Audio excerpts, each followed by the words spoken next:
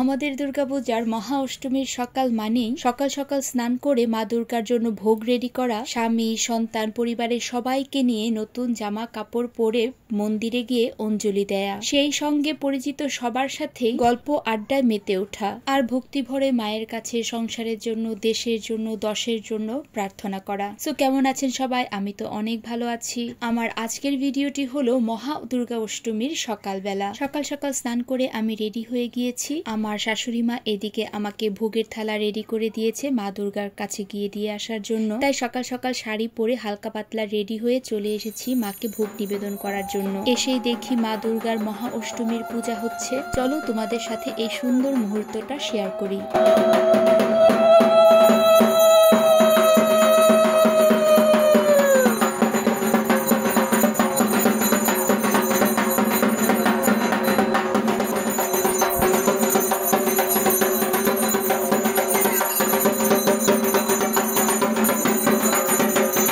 এই যে মায়ের সামনে আমার শাশুড়ি মা যে ভোগের থালাটা রেডি করে দিয়েছিল সেটা রেখে দিয়েছি, নাম গোত্র লিখে। এবার ঠাকুর মশাই পূজা দিচ্ছে, সেটাই একটু ভিডিও ক্যাপচার করে নিচ্ছি। পূজা শেষে ঠাকুর মশাই বলল যে মাকে সিঁদুর দান করার জন্য। এই সুবর্ণ সুযোগ কি তাই হাতছাড়া করা যায়? তাই মা দুর্গাকে, মা লক্ষ্মীকে আর মা সরস্বতীকে আমরা 5 এও মিলে কপালে আর সিঁথিতে সিঁদুর দিয়ে দিয়েছি।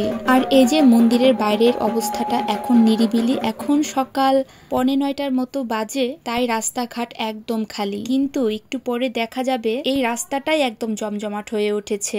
এই তো এবার বাসায় ফিরে আবার একটু চুলটাকে বেঁধে নিয়েছি, কারণ বাইরে প্রচুর রোদ। আজ অষ্টমীর দিন এত রোদ ছিল বাইরে, তাই চুল বাঁধাটাই আমি ভালো মনে করেছি। তাই চুল টুল বেঁধে ফেলেছি, বাচ্চাদেরকেও রেডি করে দিয়েছি। বাচ্চা বলতে শুধু ত্রিধাই যাবে আমার সাথে অঞ্জলি দিতে। এই যে আমরা বের হয়ে পড়েছি। এখন সকাল 11টার মতো বাজে।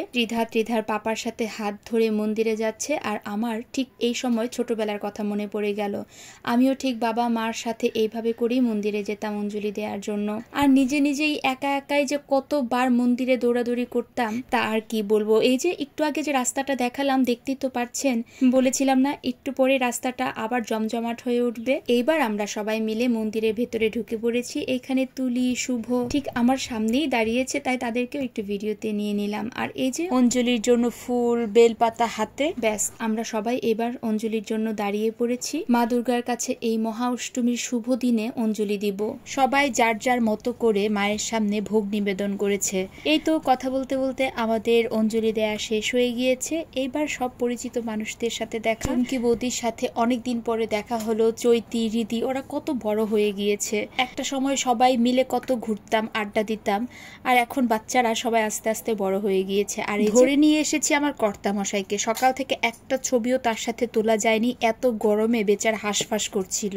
তাই তাকে ধরে নিয়ে 2টা ছবি তুলে ছেড়ে দিয়েছি আর অল্প একটু ভিডিও ক্যাপচার করে নিয়েছি। যাই হোক, এই তো আমাদের সবার অঞ্জলি দেয়া শেষ। এবার বাসায় ফেরার পালা। আমার ভিডিওটা কারা কোন জায়গা থেকে দেখেছেন আর ময়মনসিংহ থেকে কারা দেখেছেন অবশ্যই কমেন্ট বক্সে জানাবেন। আমার ভিডিওটা ভালো লেগে থাকলে অবশ্যই সবাই লাইক আর কমেন্ট করবেন। আর পেজটাকে ফলো করে দিতে কিন্তু একদমই ভুলবেন না। এবার বাসায় যাব, বাসায় গিয়ে টুকটাক অনেক কাজ আছে। তারপর সন্ধ্যাবেলা আবার ঘুরতে বের হব। আর দেখা হবে সন্ধ্যাবেলায় কিভাবে সাজুগুজু করে ঘুরতে বের হয়েছি সেই ভিডিও নিয়ে। তো আজকের মতো এইখানেই। So tata.